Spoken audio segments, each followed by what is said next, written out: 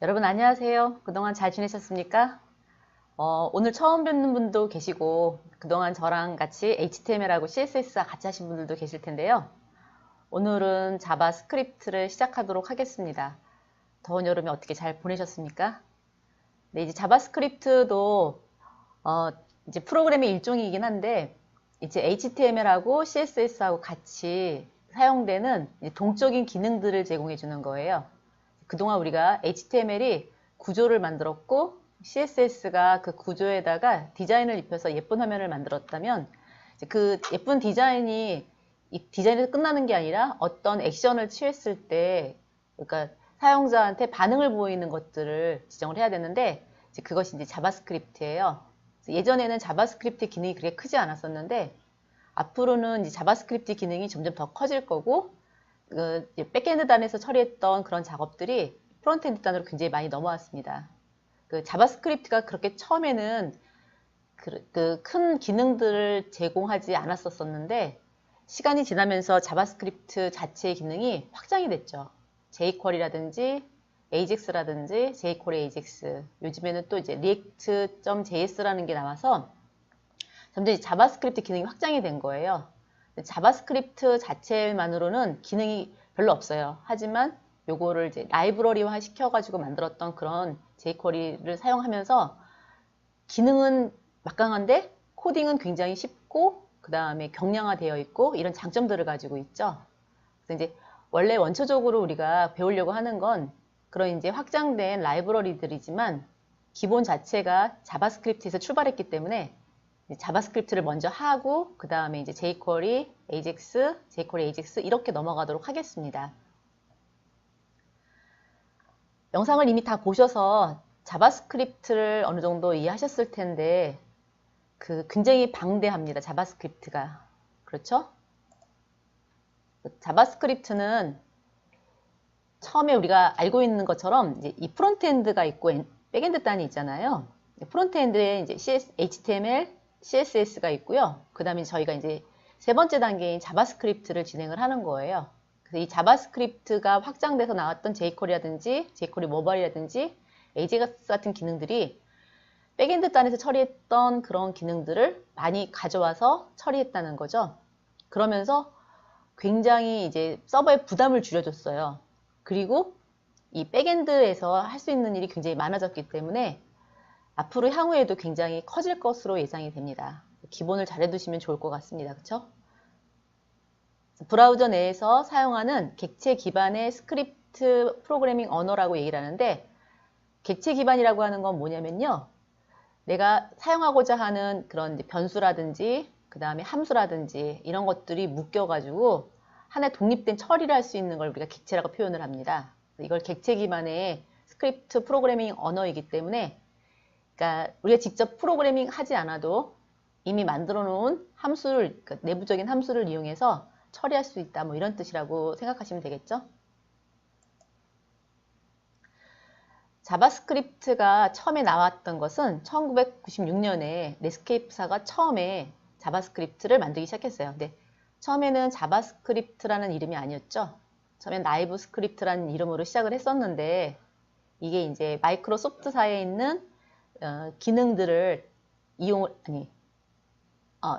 자바의 명령들을 갖다가 도입을 해가지고서는 나중에는 이름 자체를 라이브 스크립트가 아닌 자바스크립트라는 이름으로 바뀌었습니다. 그리고 버전은 표준화된 규격을 이용을 해가지고 그 W3C에서 제출을 했는데요. 지금 나와 있는 버전은 뭐냐면 여기 ECMA 스크립트 6버전까지 나와 있습니다. 이제 2버전부터 시작해서 쭉 발전을 해서 6버전까지 나와 있는데 버전 이제 올라가면서부터 기능들은 더 추가됐다고 볼 수가 있겠죠. 그래서 시중에 나와 있는 책에도 보면은 새로운 기능들이 더 추가된 것들이 있으니까 그런 것들은 꼼꼼히 참고해서 보시면 좋을 것 같아요. 자, 일단 문법을 한번 가볼게요. 문법은 자바스크립트도 헤드와 헤드 사이에다 작성하는 것을 원칙으로 합니다. 하지만 반드시 그런 건 아니고요. 가능하면 헤드와 헤드 사이에 작성을 하지만 먼저 헤드와 헤드 사이에 작성하지 했을 경우에 이 불러들이는 우선순위 때문에 호출이 안 되는 경우가 있어요. 그래서 바디 내에 어느 부분에 와도 상관이 없다. 이렇게 생각하시면 되겠죠? 사용하는 방법은 스크립트 다음에 타입을 쓰고요. 텍스트 형태의 자바스크립트로 작성하겠다라고 작성하시면 되는데 이 타입의 텍스트 자바스크립트는 생략해도 됩니다. 작성 규칙은 아시다시피 대소문자를 구별을 해요. 그리고요. 마지막 라인에 그 문장이 끝나게 되면 세미콜론을 닫아주는데 만약에 줄바꿈이 일어났을 경우에는 엔터가 일어났을 경우에는 세미콜론을 안 해도 되죠. 그리고 만약에 한 줄에 두 문장 이상 기술했을 경우에는 반드시 세미콜론을 붙여서 이 문장이 끝났다는 것을 알려줘야 하는데 가급적이면 줄바꿈이 일어났다 할지라도 즉 엔터로 라인을 구분했다 할지라도 이 세미콜론을 붙여가지고 문장이 끝났다는 것을 표시하는 것을 원칙으로 합니다. 왜냐면요. 유지보수할 때 거기에다가 이제 새로운 것들을 추가하다 보면은 세미콜론이 안 닫혀 있는 상태에서 뒤에 연결해서 작성하다가 에러가 발생할 수 있어요. 몇 가지 생략할 수 있는 것들이 있지만 프로그램 하는 사람들은 이렇게 얘기하죠. 생략할 수는 있지만 가급적이면 생략하지 않고 다 기술을 하자. 이게 원래 원칙입니다.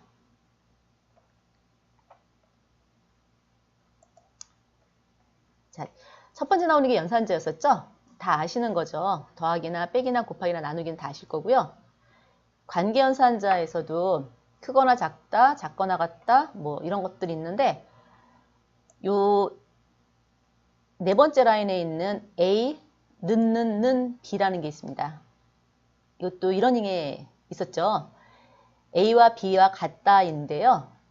위에 있는 A와 B가 같다는 이거는 정말 그 들어있는 내용 자체가 같으냐를 물어보는 거예요. A에 들어있는 값하고 B에 들어있는 값이 같으냐? 변수의 값이 같으냐? 이렇게 물어보는 건데요. 는을 3개 붙이는 것은 변수에 들어있는 내용이 같으냐가 아니라 얘네들의 데이터형이 같으냐. 즉 앞에 있는 거는 정수 타입인데 뒤에 있는 건 스트링 타입이냐. 스트링 타입인데 같으냐. 이렇게 물어보는 거죠. 타입이 만약에 같으면 true를 발생할 거고요. 그렇지 않으면 false를 발생하겠죠. 마찬가지로 not, 는을 비교하는 것도 형을 비교하는 거예요. 두 개의 타입이 같지 않느냐? 이렇게 물어보는 거죠. 그럴 때 쓰는 거고 잘못된 게 아니라는 걸 한번 봐주세요. 그 다음에 할당 연산자예요. 할당 연산자는 그냥 한번 쭉 봐두시면 되겠죠. 이걸 보시고요. 그 다음에 논리 연산자입니다. 논리 연산자는 and, or와 not 연산자로 구성되어 있고요. and 연산자는 A와 B 둘 다 만족해야 되고요. 혹시 A와 B가 아니라 A와 B와 C와 D가 있어요. 그래도 and 연산자는 모두 다 만족하는 거죠. 그 다음에 이 오와 연산자는요. 둘 중 하나만 만족해도 되죠. 하지만 A와 B와 C와 D가 있을 때 모든 4가지 조건 중에 하나만 만족해도 참 이런 거죠. 뭐 예를 들어서 이제 어떤 결혼정보회사에서 프로그래밍을 코딩을 하는데 성격도 좋고 잘생기고 그 다음에 뭐 키도 크고 집안도 좋고 학벌도 좋은 사람을 원합니다. 라고 했을 때는 무슨 조건? 네, 그건 AND 조건입니다. 하지만 나는 학벌이 좋거나 키가 크거나 잘생기거나 뭐 성격이 좋거나 학력이 좋거나 그 중에 아무거나 만족하면 선보겠습니다. 이거는 오화 조건이에요. 모든 조건 중에서 하나만 만족해도 참인 것은 오화 조건이 되는 거죠. 그런 사람이 있을까요? 자, 그러면 그 다음에 이제 증가면산자인데요. 증가면산자는 플러스입니다. 앞에다가 붙이는 것은 우리가 전치연산자라고 얘기를 하는데 전치연산자는 일단 먼저 값을 증가를 시키죠. 값을 하나 증가시킨 후에 사용하는 거고요.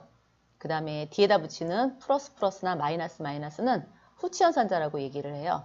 그래서 일단 들어있는 값들을 사용하다가 그거를 사용하고 난 다음에 하나를 증가시킨다는 뜻인데 주의할 게 하나 있습니다. 뭐냐면 이런 거예요.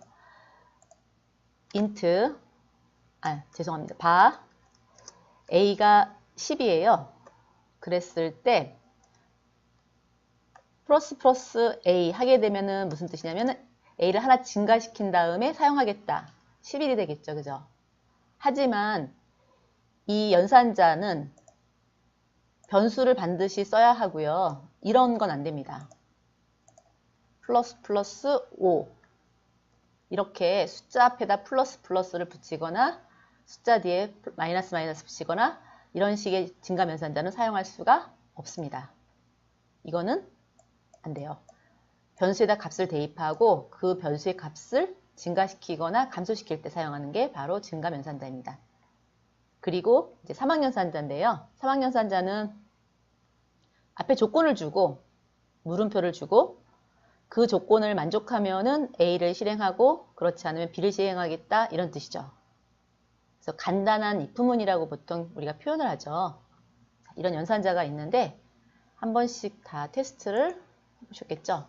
자, 간단하게 한번 볼게요.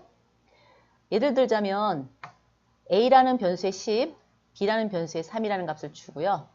두 개를 더하고 빼고 곱하고 나누었을 경우에 어떻게 되냐면 두 수의 합과 차와 곱과 몫을 표시할 수 있습니다. 자, 근데요, 제가 여기에다가 이 라인에 A 플러스 B에다가 가로를 붙였죠? 그 이유는요? 그 이유는 앞에 문자가 들어갔을 경우에 이 플러스라는 의미는 뒤의 값을 연결하겠다 이런 뜻으로 인식을 합니다. 그래서 인식을 했을 때 만약에 우리가 두 수의 합이라고 썼어요. 두 수의 합이라고 찍고 플러스 A 플러스 B 라고 표현을 했다고 할게요. 이런 식으로 표현을 했어요. 그러면 출력되는 결과는 어떻게 되냐면 두 수의 합이라고 찍고 이제 이 나오는 플러스가 무슨 의미로 계산을 했냐면 앞에가 문자열이니까 뒤에는 어떤 값이 오더라도 얘는 문자이구나 라고 생각을 하는 거죠. 그래서 그냥 10을 찍죠. 그리고 10을 찍고 난 다음에 다시 또 플러스를 또 만나니까 또 플러스 3을 연달아서 찍는 거예요. 그래서 플러스는 자바스크립트에서의 플러스의 의미는 원래 세 가지 뜻을 가지고 있습니다. 첫 번째는 말 그대로 더하기란 뜻이에요. 더하기. 연산의 의미가 되는 거고요. 두 번째는 연결하겠다. 연결하기의 의미를 갖고 있습니다. 그래서 지금처럼 두 수의 앞에다가 플러스를 붙였을 경우에는 문자와 숫자를 연결하겠다 이런 뜻이고요. 세 번째는 단항 연산자의 뜻을 가지고 있습니다. 단항 연산자는 예전에 우리 학교 다닐 때 이렇게 했어요. 이런 수학식이 있을 때 마이너스 1 곱하기 마이너스 3 그래서 얼마? 3이라고 썼죠. 자, 이때 이 앞에 있는 이 마이너스는 무슨 뜻일까요? 이때는 빼기라든지 연결하기라든지 이런 의미가 아니라 단항 연산자. 잠깐 다시 한번 예를 들어 볼게요. 플러스 가로 열고 이렇게 만들었을 때 플러스 1 곱하기 마이너스 3은 얼마? 마이너스 3이라고 표현하겠죠? 이때 앞에 있는 이 플러스가 무슨 뜻이라고요? 더하기도 아니고 연결하기도 아니고 이때는 단항 연산자의 뜻을 갖고 있는 거죠. 그래서 프로그램에서의 더하기는 세 가지 뜻을 가지고 있어요. 하나는 정말 더하겠다, 하나는 연결하겠다, 하나는 단항 연산자의 뜻을 갖고 있습니다. 지금 보시는 것은 단항 연산자예요. 자, 두 번째 거 볼게요. 두 번째 거는 str이란 변수에다 코리아를 집어넣고 내려와서 물어보죠. str에 들어있는 값이 코리아냐? 또는 str에 들어있는 값이 대문자 코리아냐? 둘 중에 하나만 만족해도 결과값은 참이니까 결과는 어떻게 나와요? 홀스가 나오겠죠. 그 다음에 마지막 스코어라는 변수에 57을 집어넣었어요. 스코어는 70보다 크거나 같으냐? 스코어는 90보다 작으냐? 중간에 AND는 두 조건을 다 만족해야 하는데 57이니까 우선 앞에 조건을 만족하지 않죠. 그러면 AND 조건이니까 둘 다 만족해야 참인데 이미 앞에가 만족하지 않으니까 답은 홀스가 되겠죠. 자, 이렇게 처리하는 게 우리가 관계연산자와 논리연산자를 연결한 건데 관계연산자와 논리연산자가 있을 경우에는요. 수학식에서는 관계연산자를 먼저 처리합니다. 먼저 처리하고요. 그 다음 논리연산자는 나중에 처리하는 거예요. 우선순위에 의해서 먼저 처리하겠죠. 자, 그래서 이렇게 결과값을 확인 한번 해보시고요. 자, 이거는 그냥 여러분이 직접 한번 실행 한번 해보세요. 자, 다음 넘어갈게요. 제어문에는 if가 있고요. if else가 있습니다. 자, 그 사용하는 방법은 이래요. 조건식이 들어가요. 그 조건이 참일 경우에는 밑에 문장을 수행하고 빠져나오지만 그렇지 않으면 그 실행문을 처리하지 않고 빠져나오는 거죠. if else 마찬가지입니다. 조건을 만족하면 처리하고 그렇지 않으면 빠져나오죠. 자, 이건 이미 다 아셨으니까 간단히 넘어갈게요. 그리고 또 하나 if else if예요. 어떤 조건식이 있는데 그 조건식을 만족하면 실행을 하고요. 그 조건을 만족하지 않으면 다른 조건을 비교를 하죠. 다른 조건을 비교를 해서 만족하면 실행문을 처리하고 내려오지만 그렇지 않으면 다시 또 새로운 조건문을 비교를 하겠죠.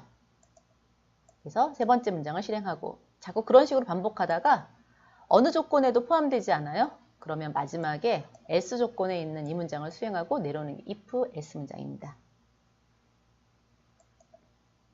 자, 그래서 요거를 가지고 제가 이제 간단하게 한번 만들었죠. 뭘 했냐면은 자바스크립트에서 id에다가 admin이라고 그 id 값을 줬습니다. 그리고 패스워드에다 1, 2, 3, 4를 줬죠. 그리고 난 다음에 if 조건을 썼어요. id가 admin, 패스워드가 1, 2, 3, 4 두 조건 다 만족해야 되죠. 만족했을 경우에는 로그인 성공이라고 뜰 거고 이 중에 하나라도 실패하게 되면 어때요? id 또는 패스워드가 일치하지 않습니다. 이렇게 나오겠죠. 자, 이건 테스트 한번 해보겠습니다. 자, 저는 이미 프로젝트를 만들었는데요. 여러분 만들지 않으셨으면 한번 직접 만들어 보세요. 자, 이클립스를 띄우시고요. 오른쪽 버튼, New, 스태틱 웹 프로젝트로 만드셨죠. 자, 이렇게 만드시고요. 프로젝트의 이름은 자바 스크립트 워크라고 작성하시고 나머지 그냥 피니시 하시면 됩니다. 됐죠? 자, 그리고 열어서 소스를 집어넣는데 아마 저하고 여러분하고 이 화면이 좀 틀릴 거예요. 저는 제가 스태틱 웹 프로젝트가 아니라 다이나믹 웹 프로젝트 동쪽 프로그램으로 만들었거든요. 왜냐하면 이제 다음 시간에 저희가 제이코리아 할 때는 서버를 써야 하는데 서버를 이용해서 한번 구동해 보려고 제가 이걸로 한번 만들었어요. 근데 아무거나 해도 상관은 없어요. 다이나믹을 하셔도 괜찮고 스태틱을 하셔도 괜찮습니다. 자, 일단 두 번째 거 한번 열어볼게요. 두 번째 거를 윈도우에서 웹브라우저에서 크롬으로 바꿨죠. 윈도우의 웹브라우저에 크롬으로 바꿨고 그 다음에 이제 파일을 옮겨놓은 거에서 두 번째 EX02를 오른쪽 버튼 오프니스에서 웹브라우저를 한번 띄워볼게요. 자, 띄우면 로그인 성공이라고 뜨는 거 보이시나요? 이렇게. 자, 코드 한 번만 바꿔보겠습니다. 오프니스에서 HTML 에디터를 클릭하면 다시 돌아오죠. 자, 그래서 여기에 패스워드를 제가 5번이라고 한번 바꿔볼게요. 바꾸고 한 번만 더 오른쪽 버튼 오픈 웹브라우저를 클릭하면은 자, 아이디 또는 패스워드가 일치하지 않습니다. 이렇게 뜰 거예요. 자, 그래서 제가 여기다 이제 약간 응용을 하기 위해서 만들었는데요. 문제를 한번 보시겠습니까? 원래 제가 이제 답을 만들어야 하는데 시간이 없어서 답을 다 만들었죠. 자, 이렇게 한번요. 나중에 직접 한번 여러분이 해보시는데 일단 프롬프트라는 것을 이용을 해서 점수를 입력받을 거예요. 자, 여러분 동영상을 다 들으셨으면 프롬프트라든지 얼럿이라든지 이런 명령어들은 다 아실 거예요. 그쵸? 윈도우 객체인데 입력받는 객체예요. 입력 객체고 얼럿은 출력 객체죠. 그러니까 이제 간단하게 메모장을 띄워가지고 그러니까 메시지창을 띄워서 결과값을 띄워주는 건데 점수를 입력받아서 그 점수가 60점 이상이면 합격, 그렇지 않으면 불합격이라는 걸 만들고 싶대요. 그럴 경우에 입력을 받아야 되니까 프롬프트 창을 띄우는 거죠. 그래서 받아서 크다 그럴 경우에는 합격을 띄우고 그렇지 않으면 불합격을 띄우는 겁니다. 자, 실행 한번 해보겠습니다.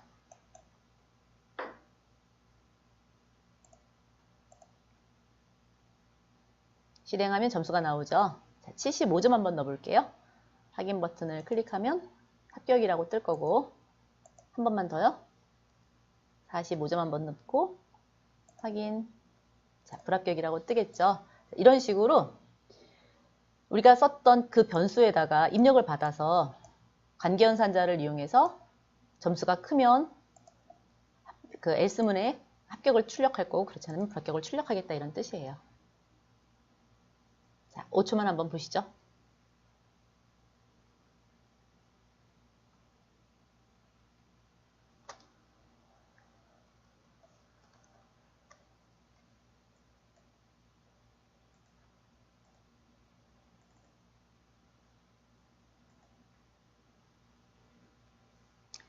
자, 넘어가겠습니다. 자, 이제 if하고 비슷한 건데 스위치문입니다. 스위치는 들어온 값이 있어요. 그 들어온 값을 가지고 케이스 첫 번째 N1에 해당하면 실행문을 수행하고 그 다음에 브레이크로다 블럭을 빠져나옵니다. 그 다음에 케이스 두 번째 거에 해당이 되면 실행문 2를 수행하고 브레이크 빠져나오죠. 그래서 이제 케이스에 해당하는 것들을 실행하고 브레이크에서 빠져나오는데, 이 모든 프로그램은 다 마찬가지예요. 형식에 대괄호가 있는 건 이 문장은 필요하면 쓰는 것이고 필요하지 않으면 생략해도 된다, 안 써도 된다, 이런 뜻이에요. 결국 뭐냐면 N1, N2, N3 어디에도 해당되지 않는다면 디폴트 문장을 수행하겠다 그럴 때 사용하는 거죠.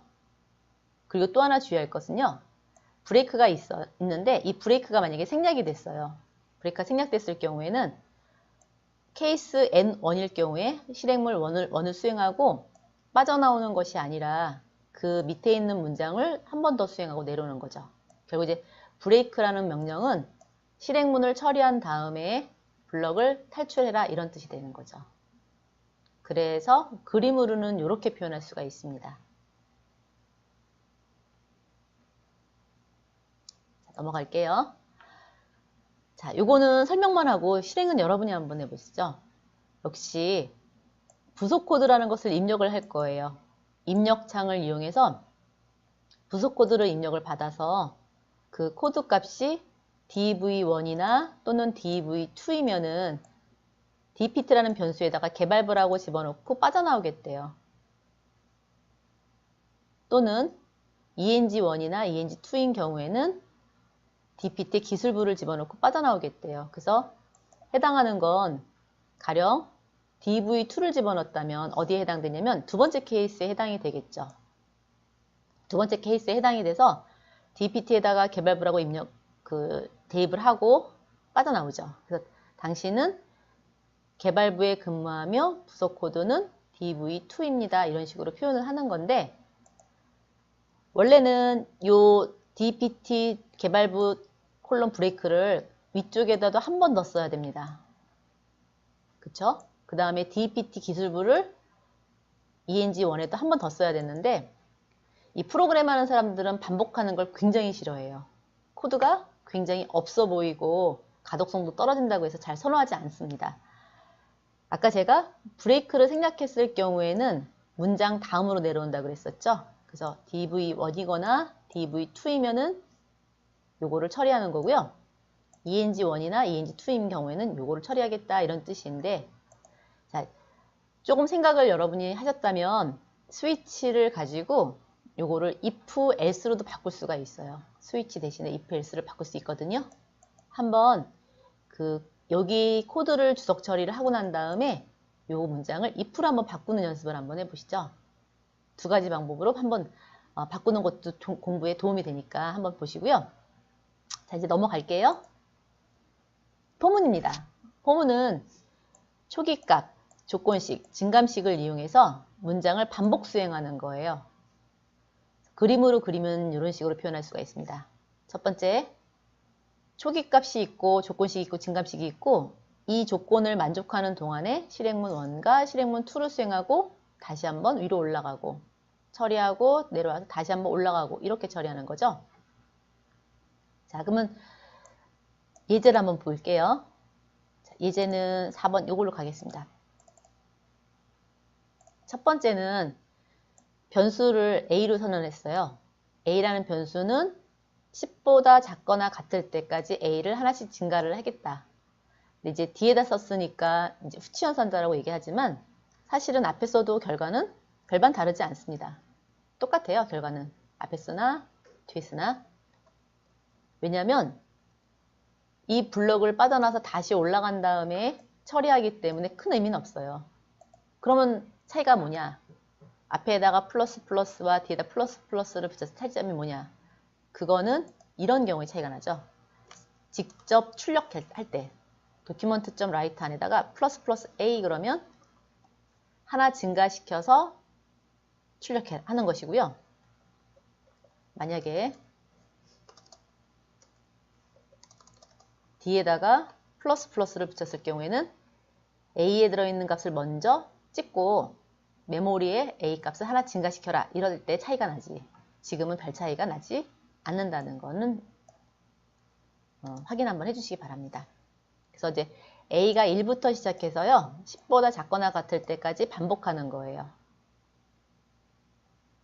자, 두 번째 예제는요. 1부터 6까지를 출력을 하는데 우리가 H 태그는 타이틀을 만들 때 쓰는 태그고 1부터 6까지 쓸 수 있다는 건 아시죠? 자, 그걸 가지고서는 문장을 만든 겁니다.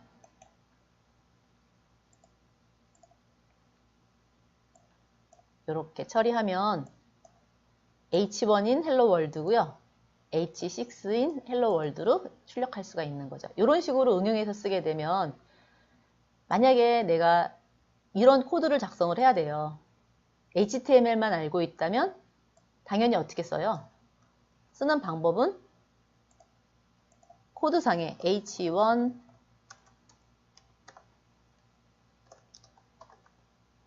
헬로 월드 이렇게 썼을 것이고 그 밑에는 H2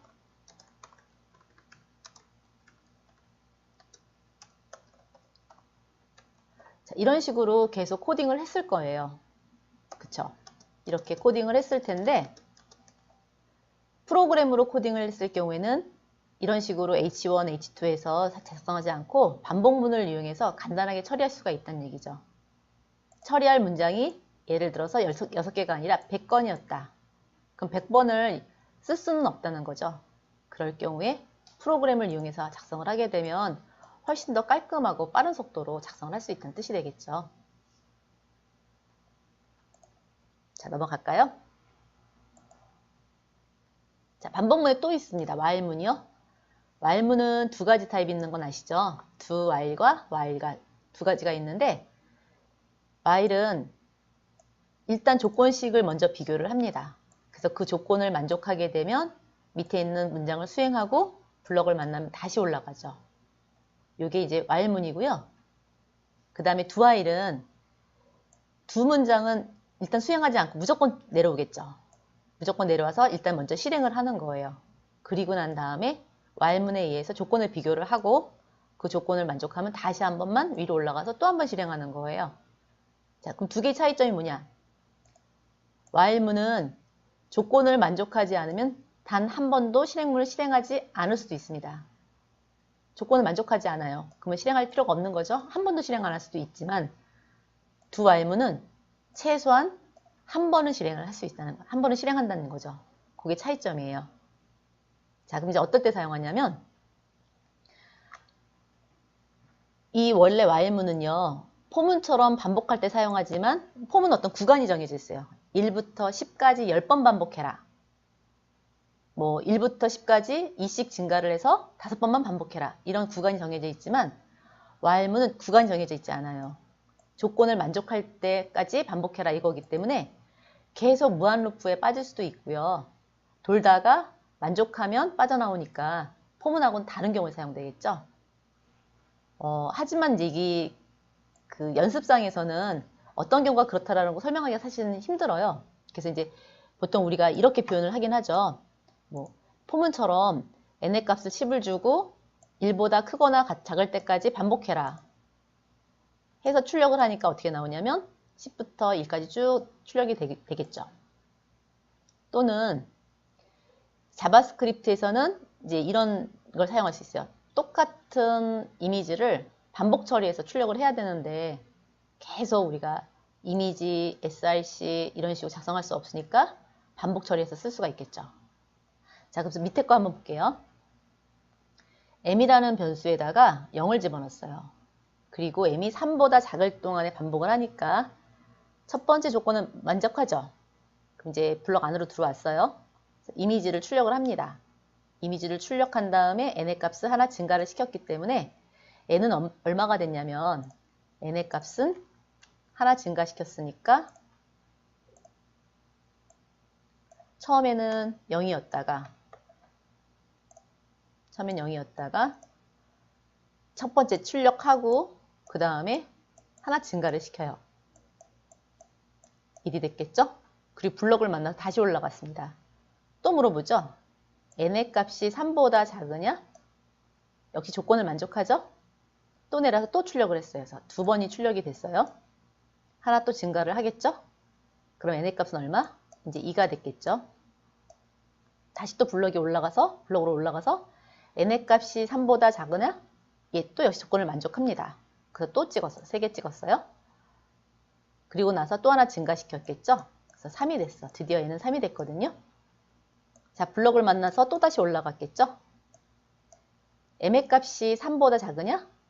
자, m의 값은 3과 같으니까 작지 않아요. 조건을 만족하지 않으니까 빠져나와서 더 이상 작업은 이루어지지 않습니다. 총 3번을 반복하는 거죠. 자, 이런 식으로 반복하는 것을 우리가 while문이라고 얘기를 합니다. 그 다음에 그럼 doWhile은 어떨 때 사용하느냐? doWhile은 이래요. 먼저 받아본 다음에 결정을 하죠. 예를 들어서 점수를 입력을 받아보고 싶은 거예요. 국어 점수를 입력하시오 라고 했는데 점수가 몇 점이냐면 75점이에요. 그러면 조건을 만족하나요? 예, 만족합니다. 그리고 while문에서 역시 만족하죠. 75라는 값은 0보다 작거나 100보다 크냐? 조건을 만족하지 않으니까 빠져나오죠. 근데 예를 들어서 영어 점수가 마이너스 10점이 입력됐다고 가정하자고요. 그러면 점수는 0보다 작거나 100보다 크냐? 그럴 땐 조건을 만족하겠죠. 왜냐하면 들어온 값이 마이너스 10점이라고 가정하자고요. 이렇게요. ENG의 값이 0보다 작으냐? 이 조건에 먼저 만족하죠. 그러니까 뒤에 조건을 볼 필요도 없는 거죠. 그러면은 얼러창을 띄워서 0에서 100 사이 숫자를 입력하시오라고 메시지를 띄우고 블럭이 만나고 다시 올라갈 거예요. 이렇게요. 그래서 다시 또 점수를 입력을 받겠죠. 그렇게 계속 반복을 하다가 어느 순간 내가 10점이라고 집어넣었다고 칠게요. 그러면 if 이 조건에 만족 안 하죠? 이 조건에 만족 안 하죠? 그럼 빠져나와서 두 수를 계산을 하는 거죠. 이렇게. 자, 이건 한번 해보겠습니다. 6번이에요.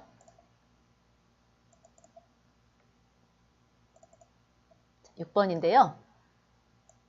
자, 우선 실행을 먼저 한번 해볼게요.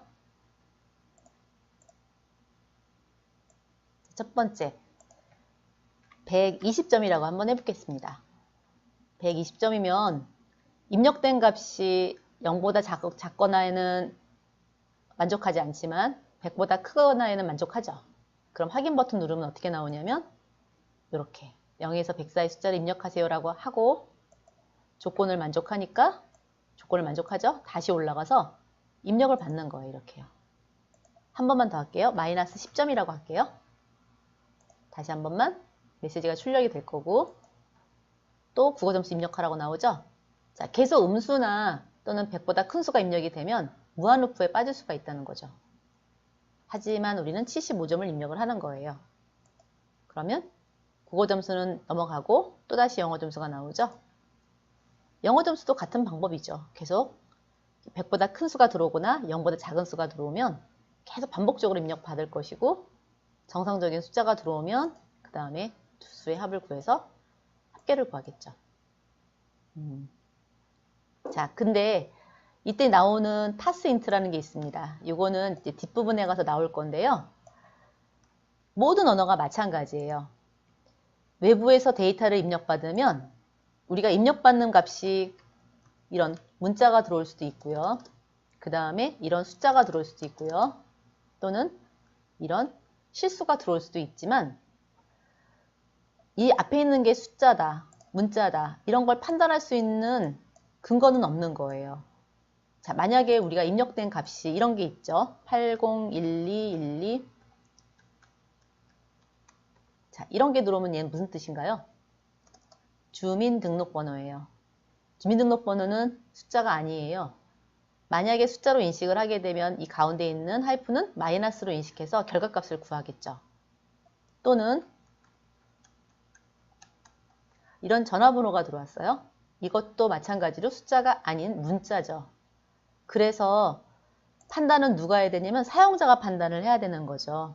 내가 이 10이라는 값이 들어왔을 때 이걸 숫자로 쓸 건지 문자로 쓸 건지를 파악하는 게 사용자의 몫인데, 나는 문자 10이라는 걸 받았지만 뭘로 바꾸고 싶다? 숫자로 바꾸고 싶대요. 즉 들어올 때는 문자로 받았어요. 이렇게요. 문자로. 그렇지만 쓸 때는 10이라는 숫자로 바꿔주고 싶다 할 때는 passInt. 숫자로 바꿔라 이런 뜻이죠. 이해되시나요? 단 주의할 게 있습니다. 입력받은 값이 이렇게 되는 경우가 있어요. passInt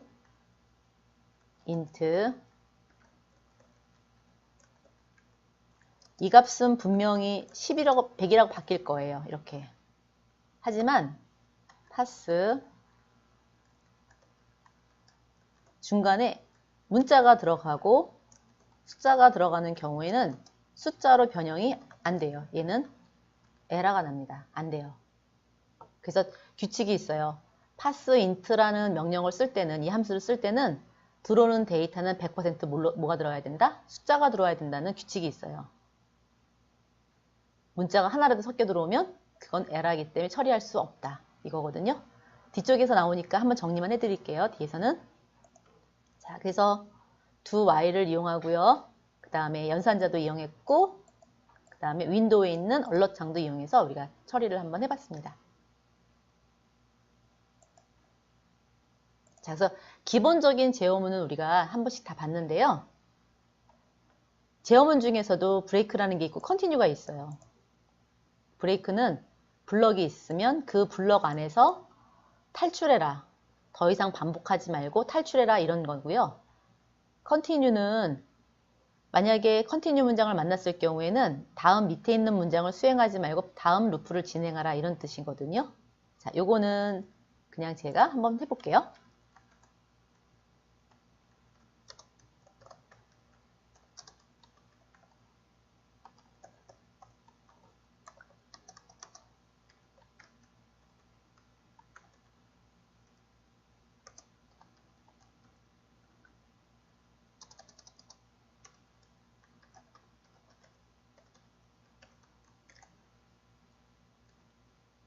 자, 만약에 이런 프로그램이 있다고 가정을 할게요. 자, 이런 프로그램이 있을 때 A 값이 5이면 브레이크라고 하고, 그렇지 않으면 A 값을 찍어라 이렇게 나왔죠. 자, 이럴 때 자, 처음에 A 값이 1이면은 내려와서 A가 5와 같으냐? 조건을 만족하지 않으니까 내려와서 찍겠죠. 1. 블럭 만나 다시 올라가요. A가 2로 변하죠. 이제 2가 5와 같으냐? 같지 않으니까 내려와서 또 찍죠. 3도 찍죠. 4도 찍죠. 자, 근데 이제 올라갔어요. 이제 5가 됐거든요. 이번에는 A에 들어있는 값이 5와 같으냐? 조건을 만족하게 되면 더 이상 실행하지 않고 블록을 빠져나오겠죠. 이렇게. 그래서 브레이크는요. 총 반복 횟수가 10번이라 할지라도 4번, 5번만 반복하고 더 이상 수행하지 않고 빠져나오는 게 브레이크고요. 자, 이 문장을 이제 컨티뉴로 한번 바꿔볼게요. 컨티뉴. 컨티뉴로 바꿨다면 똑같이 1, 2, 3, 4까지는 조건 만족 안 하니까 출력을 하고 다시 올라가서 5가 됐을 때는 조건을 만족하죠? 그럴 경우에는 밑에 있는 문장 수행하지 않고 이번에는 어디로 가요? 1로 올라가는 거예요. 두 번째는. 그럼 이제 얼마가 됐냐면 A는 6이 됐겠죠. 6이 되고 if A가 6과 같으냐? 조건 만족하지 않으니까 찍어줘요. 6. 7도 찍고 8도 찍고 9도 찍고 10도 찍겠죠. 그래서 continue는 브레이크하고 틀리게 10번을 반복해라, 20번을 반복해라 했을 경우에는 그 반복만큼 다 반복하죠. 조건에 만족하는 것만 빼고 나머지를 다 반복한다라고 생각하시면 되겠습니다. 그래서 꼭 기억해 두세요. 브레이크하고 continue 이렇게. 자, 그래서 이제 우리가 기본적인 제어문을 다 했는데요. 이미 여러분이 다 알고 있음에도 불구하고 한 번씩 다시 얘기했던 이유는 자바스크립트는 웹에서 쓰는 프로그래밍 언어이고 이걸 가지고 우리가 할 수 있는 게 굉장히 많습니다. 뭐 이벤트 처리라든지 아니면 버튼을 클릭했을 때 화면 전환한다든지 이런 기능들을 하는데 그때 쓰는 명령어가 전부 다 이런 포문이라든지 while문이라든지 if문 같은 것들을 이용을 하는 거예요. 굉장히 중요해요. 그래서 끊임없이 계속 공부를 해도 결코 손해나지 않는 부분이 이 부분이거든요.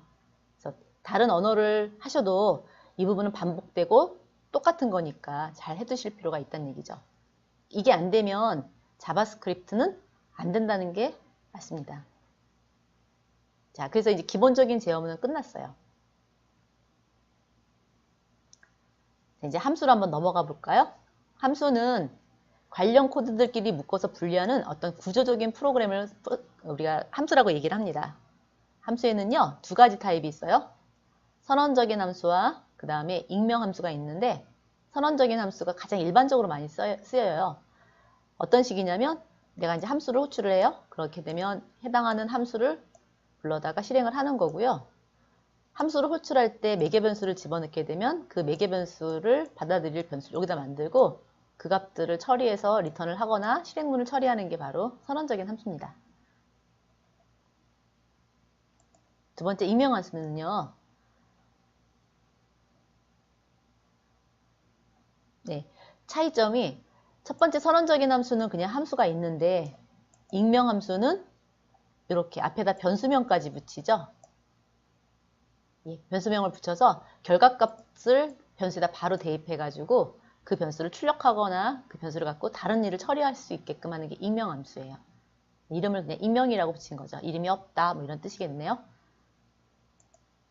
자, 이거는 아마 이러닝에서 이제 나와 있는 건데 한번 확인만 할게요.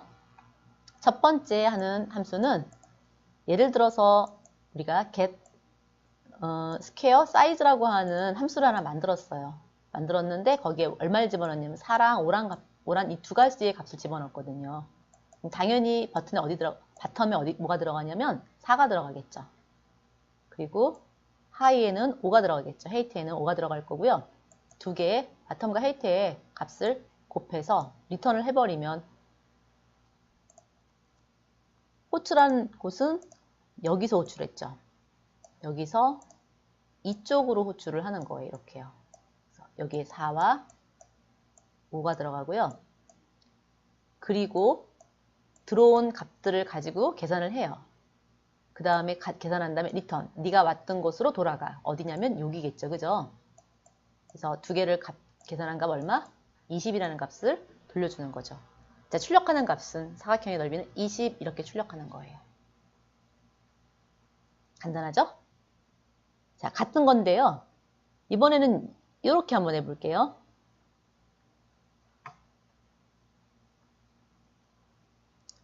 자, 변수를 이쪽에 만들었습니다. getTrapezoid를 만들었고요. 함수는 그냥 bottom, top, height 이렇게 집어넣고 각각 값을 받아요. 역시 5랑 4랑 3이랑 들어오겠죠? 그 값을 계산해서 사다리꼴의 넓이를 구하고 다시 리턴하니까 어디로 가냐면 여기로 가겠죠? 사다리꼴의 넓이가 구해진 거예요. 두 가지 방법 중에서 사용자가 편한 대로 쓰면 됩니다. 근데 이건 뭐지? 저건 뭐지? 하지 마시고요. 이렇게 각각 이제 사용하는 방법이 틀릴 뿐이지 아무거나 써도 상관이 없다라는 것만 알고 계시면 되겠죠.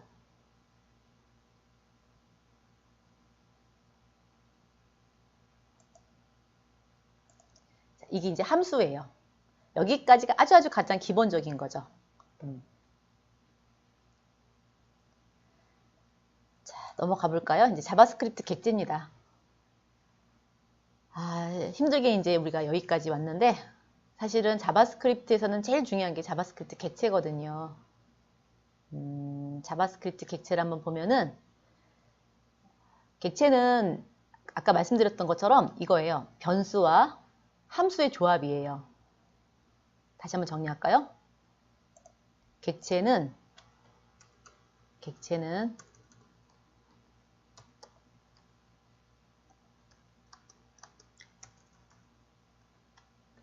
함수, 그 다음에 변수의 조합이거든요. 변수 함수라고 할까요? 변수, 함수의 조합인데 객체 지향에서는 함수라는 표현을 안 쓰고 메서드라는 표현을 씁니다.